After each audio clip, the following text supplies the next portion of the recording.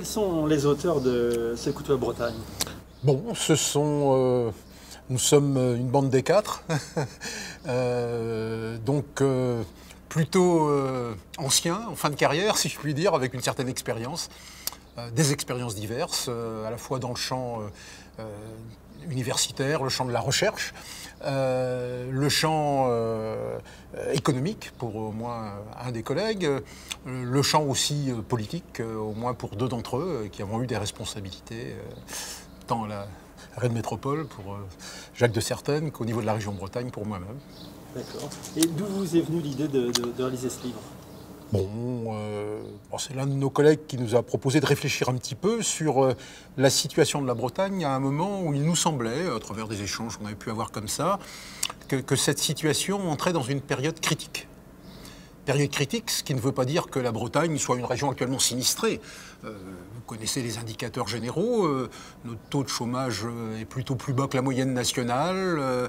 Nous avons toutes sortes d'indicateurs positifs qu'on met souvent en avant, y compris les taux de réussite scolaire, un certain nombre de secteurs tout à fait dynamiques. Cela est clair. Ceci étant, nous avons le sentiment collectif, et on ne doit pas être le seul à avoir ce sentiment, que non seulement nous subissons la crise européenne et mondiale, comme beaucoup d'autres régions, ce n'est pas original, mais que cette crise marque une rupture un peu parce que la Bretagne avait connu un demi-siècle d'expansion, de rattrapage aussi, pour une part très spectaculaire, jusqu'au début des années 2000, et que nous sommes actuellement en rupture de pente. Et que d'une certaine manière, les fondamentaux qui ont permis je dirais, ce dynamisme breton de la période précédente sont quelque peu remis en cause. Oui, en effet. Alors, votre constat, c'est qu'en fait, apparemment, tout va bien, mais qu'en fait... Disons, apparemment, nous ne sommes pas la pire région de France. Ceci étant, attention à l'optimisme BA et je dirais, observons un certain nombre de signes comme quoi il y a lieu de s'inquiéter pour un certain nombre de domaines. Donc justement, en quoi faut-il s'inquiéter? Dans quel domaine? Je dirais un certain nombre de secteurs qui ont fait effectivement la réussite économique de la Bretagne depuis la guerre rencontrent des difficultés. C'est presque une évidence pour tout lecteur d'Ouest France ou celui qui regarde FR3. On le sent bien. Est-il besoin de parler d'automobile? Les crises de certains secteurs agroalimentaires, de Doue à Gade, et je pourrais en évoquer d'autres, les problèmes de la pêche qui sont structurels depuis maintenant plus de 20 ans. Nous sommes tout près du Parlement de Bretagne, dont je vous rappelle l'épisode qu'il a connu en 1994. Et même dans le secteur qui était plus récent des technologies de l'information et de la communication, les choses ne sont peut-être pas aussi florissantes que d'aucuns le pensent. Sur quoi devons-nous porter nos efforts et en quoi il faut faire bouger l'existant sans être dans la continuité? Alors, sur quoi devons-nous faire porter nos efforts? Je dirais d'abord, il y a besoin d'un effort de lucidité. C'est ce que ce livre s'efforce de faire. C'est-à-dire, regardons la réalité telle qu'elle est aujourd'hui, telle qu'on la devine évoluer, je dirais sans être trop pris par le poids d'un passé qui a été plutôt favorable dans les 50 dernières années. C'est un peu ça. Et à partir de cet effort de lucidité, est-ce qu'on peut dégager quelques pistes pour le futur, ou en tout cas quelques pièges à éviter, en prolongeant simplement les tendances du passé? Vous démarrez sur cultiver le savoir. Alors dans quelle matière? Alors, c'est pas quelle matière seulement. Je dirais qu'un des atouts reconnus de la Bretagne, c'est son haut niveau d'éducation. Les performances scolaires du système primaire et secondaire sont incontestables, qui amènent au niveau du bac et au-delà une part très importante de la génération. On est la seule région actuellement qui atteint l'objectif de 80% de la classe d'âge au bac capable de poursuivre des études au-delà. Ceci étant, on a en même temps le sentiment fondé sur l'analyse qu'on ne valorise pas assez bien ce potentiel de matière grise, si je puis dire. Parce que le système n'est peut-être pas assez bien organisé, parce qu'il n'y a peut-être pas assez de cohérence dans l'offre de formation, parce qu'on n'a pas été capable d'aller jusqu'au bout, peut-être, de l'organisation de tout notre système post-bac, à bien des égards. Qu'est-ce qui empêche les prises de conscience et qu'est-ce qui freine l'action? Qui empêche n'allons pas jusque-là, mais je dirais qu'actuellement, un des freins subjectifs, si je puis dire, c'est que nous sortons d'une période où finalement ça a marché. La Bretagne est au terme, peut-être pas au terme, mais en tout cas est sur le prolongement d'une phase de réussite. Il y a bien eu, pendant un demi-siècle quand même, un rattrapage breton assez formidable, surprenant pour qui connaissait la Bretagne de 1950. Et nous sommes un peu pris par cette réussite récente. Et le danger, c'est de dire qu'il n'y a qu'à continuer, améliorer à la marge, et tout ira bien. Et ça, c'est le piège qui nous menace d'une certaine manière, nous tous, y compris ceux qui ont écrit ce livre en tant qu'acteurs. Donc c'est une réalité qui pèse sur notre comportement parce que nous sommes dans cette situation un peu particulière, alors que dans d'autres régions de France, où la crise s'est manifestée beaucoup plus tôt, prenons le Nord-Pas-de-Calais ou la Lorraine, il a fallu des remises en cause beaucoup plus précoces que nous. Et donc nous sommes entrés, nous, maintenant, dans une période où il y a besoin d'une forme d'analyse critique. Je ne dis pas de remise en cause, mais d'analyse critique, en tout cas, de l'existant et de ce qui a fait notre réussite dans les décennies précédentes. Alors, vous n'êtes pas très tendre, alors, tant au niveau de l'administration, avec les pesanteurs, avec l'organisation des territoires. Oui, l'organisation des territoires, c'est quelque chose qui n'est pas typiquement breton, c'est le cadre français. Tout le monde connaît l'image du millefeuille territorial. C'est vrai que ça pèse à travers 4 ou 5 niveaux d'organisation territoriale, chacun prétendant avoir une compétence générale, chacun voulant agir sur tous les terrains, même avec ses petits moyens. Donc ça, c'est une faiblesse. Alors, que les Bretons ont tenté de corriger depuis assez longtemps. On est aussi une région où il y a eu des efforts, avec une certaine efficacité, de mise en cohérence, où on a inventé la notion de pays, où la région a inventé la conférence territoriale dont on parle actuellement pour la future loi. Donc il y a eu des tentatives pour prendre ça en cause, mais néanmoins, effectivement, il y a là, au point de vue administratif, comme dans le reste de la France, effectivement, des pesanteurs, des lourdeurs. Je dirais la question de qui est responsable de quoi n'est pas très nette sur le terrain économique notamment. Vous n'êtes pas tendre avec les présupposés idéologiques d'aujourd'hui, que vous comparez à un intégrisme religieux. Je dis simplement, effectivement, qu'il y a un certain nombre de freins au débat rationnel sur des choix qui existent. Il y a des phénomènes actuellement d'irrationalisme qui se développent, de méfiance par rapport à la science, voire de blocage d'un vrai débat raisonné sur des sujets majeurs. Je prends qu'un exemple, il y a eu une tentative ici il y a 2 ou 3 ans d'organiser un débat sur les nanotechnologies. Il a été boycotté, il n'a pas pu se tenir. C'est inacceptable.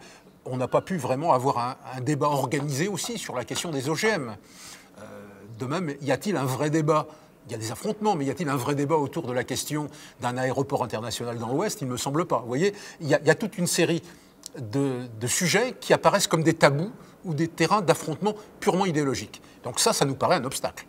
Je pense que tout homme raisonnable doit considérer que c'est un obstacle et qu'il y a besoin de pouvoir débattre de toutes ces questions et de quelques autres, qui ne sont pas simples forcément, où la réponse n'est pas évidente. Dans ce prolongement-là, vous dites aussi qu'il n'y a pas assez de culture scientifique et technique. Oui, mais c'est un sujet difficile. C'est-à-dire comment effectivement faire pénétrer non seulement les résultats de la science, il y a de la diffusion du savoir comme cela. Ici, par exemple, l'espace des sciences est une réussite remarquable, tient des conférences avec un public très nombreux lorsque viennent des scientifiques présenter tel état de la question. Mais c'est plus que cela, c'est faire pénétrer en profondeur une attitude, de compréhension de la démarche scientifique, des démarches scientifiques, qui ne sont pas toutes les mêmes dans les sciences d'ailleurs, essayer de faire pénétrer un esprit rationaliste par rapport à la connaissance du monde. Je crois que c'est encore devant nous comme horizon. La Bretagne n'est pas la plus mal placée ici, à travers ces centres de culture scientifique. On est même plutôt en pointe. Je dirais qu'au-delà de Paris, c'est sans doute la région qui a le plus fort potentiel dans la matière. Mais néanmoins, il y a certainement des gros progrès à faire. Et notamment dans une dimension récente, je crois que c'est le Césaire qui a organisé un forum là-dessus il y a peu, sur ce qu'on appelle l'appropriation sociale des sciences, et y compris la capacité, je l'évoquais il y a un instant, à conduire de manière organisée, raisonnable, apaisée, des débats scientifiques sur des vraies questions. Le message premier du livre, d'une part, c'est pas d'autosatisfaction. Nous entrons dans une période difficile, les symptômes sont multiples, et il faut penser l'avenir, et l'avenir ne sera pas simplement le prolongement du passé avec quelques rustines. Je crois que c'est ça le message principal. Alors c'est vrai sur divers domaines, alors ça se décline de manière variée selon les terrains. Il y a des domaines où il y a des pistes qui ont été esquissées et qu'il faut développer. Je prends un exemple sur la question des énergies. Sur les énergies marines, on ne peut pas dire qu'il ne se fait rien. On pense en même temps qu'il faut accélérer, et qu'il faut être plus cohérent encore si on veut construire des véritables filières industrielles en Bretagne et pas passer à côté d'un train, encore une fois. Ça, c'est un domaine tout à fait sensible. Dans d'autres domaines, il faut une action coordonnée pour vraiment stimuler le développement des biotechnologies en Bretagne, sans tabou. Ça fait 25 ans qu'on s'y efforce. On a marqué quelques points, mais on est encore loin de l'objectif. Et puis dans d'autres domaines, c'est sans doute aussi repenser même la nature du domaine. La question, par exemple, du numérique, ça n'est pas simplement la prolongation de ce qu'a été les télécoms en Bretagne dans les années 70-80. C'est autre chose. Je ne suis pas le plus compétent pour vous parler de cela, mais mon collègue Jean-Pierre Coudreuse s'est exprimé dans ce livre, il pourrait en dire beaucoup plus que moi. Il y a sans doute une révolution de la pensée à avoir pour bien appréhender cette révolution numérique où la Bretagne a des cartes à jouer. Encore faut-il qu'elle ne se contente pas de dire on va refaire ce qu'on a bien fait dans les années antérieures.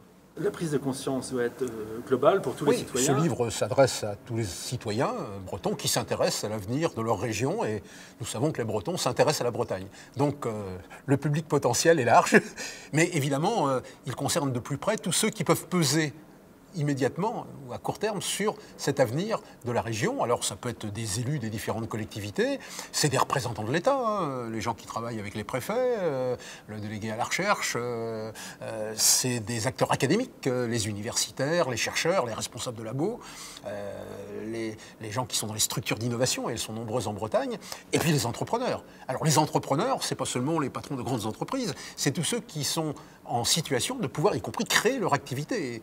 L'auto-entreprise existe actuellement, et dans des domaines nouveaux, c'est le moment où on peut effectivement se lancer dans les TIC, le numérique, les biotechnologies, les écotechnologies, où des jeunes peuvent y aller avec des possibilités de créer l'avenir et donc de contribuer à l'évolution de la Bretagne. Donc c'est tout cela. Ce sont les associations, bien sûr, soucieuses des équilibres environnementaux, soucieuses de l'avenir de la planète, y compris avec ses retombées bretonnes, et on en a quelques-unes ici à travers les questions de l'état de la mer, par exemple, on le sait bien. Donc tous ces gens-là sont concernés. Donc il n'y a pas, a priori, c'est pas un ouvrage ciblé pour un public étroit. Il peut intéresser à divers titres beaucoup de Bretons. Pour ouvrir un débat. Et vous êtes assez optimiste, vous pensez que il peut y avoir des solutions locales à des problèmes mondiaux et qu'on a une marge de manœuvre assez grande. Bon, bien sûr, tout le monde sait que, disons, la Bretagne n'est pas un isolat dans le monde, c'est évident. Je dirais que tous les citoyens le perçoivent désormais de plus en plus nettement, mais en même temps, tout ne se décide pas ailleurs. On a notre marge d'autonomie, notre capacité à nous prendre en main. Le titre de l'ouvrage, Secoue-toi Bretagne, secoue-toi pour un peu te réveiller, un peu, il y a un petit peu de ça, et puis aussi pour prendre en main son destin, en créant des activités, des formes d'organisation, en prenant des initiatives sur divers terrains. Donc on a notre mot à dire et notre carte à jouer, comme on l'a eu il y a 50 ans, à une époque où effectivement la situation était beaucoup plus difficile qu'aujourd'hui. C'est aussi un message que l'on indique. La Bretagne des années 50 était dans une situation beaucoup plus préoccupante, avec l'émigration massive des jeunes, l'effondrement de l'activité traditionnelle agricole par exemple, qu'elle ne l'est aujourd'hui. Elle a su rebondir. Je pense qu'on peut aussi actuellement rebondir à partir d'un point qui est nettement plus élevé, notamment parce qu'il y a ici, il y a eu un effort éducatif considérable.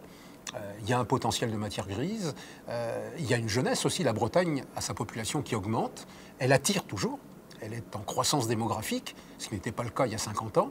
Ce sont des atouts positifs, donc à nous de les saisir, mais en étant en même temps lucides sur le fait que tout ne peut pas continuer comme avant, et donc qu'il faut trouver des pistes nouvelles. Alors il y a des éléments qui indiquent bien ces pistes, mais tout n'est pas inventé. Je dirais, de ce point de vue-là, ce livre n'est pas un manuel avec des leçons à appliquer.